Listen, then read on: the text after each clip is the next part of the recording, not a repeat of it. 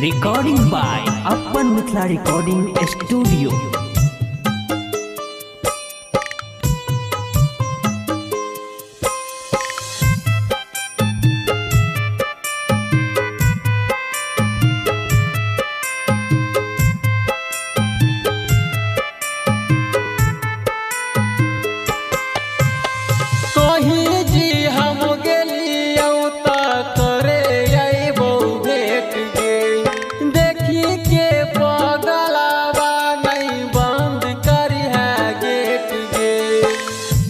रानी एगो शादी वाला कार्ड दी भेज देखबोगे कहवा के लिखल हो एड्रेस देखबोगे कहवा के लिखल हो एड्रेस।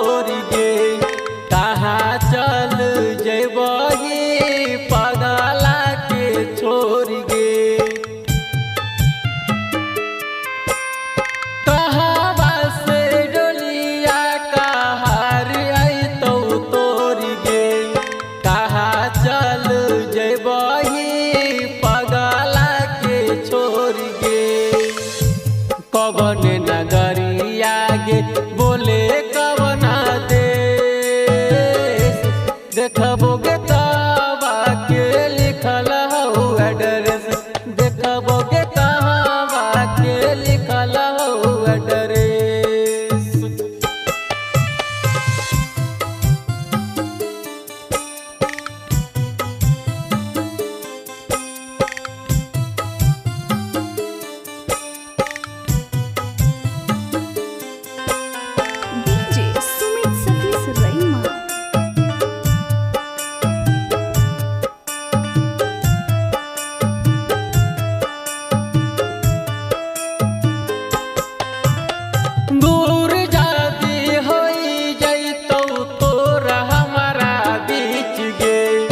मरी जैतो रानी तो हर राइटर लालित गे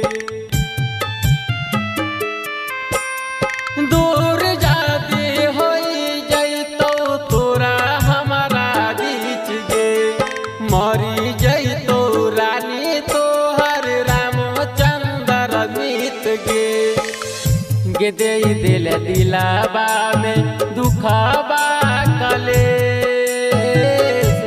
देखबोगे कहवा के लिखल हो एड्रेस देखबोगे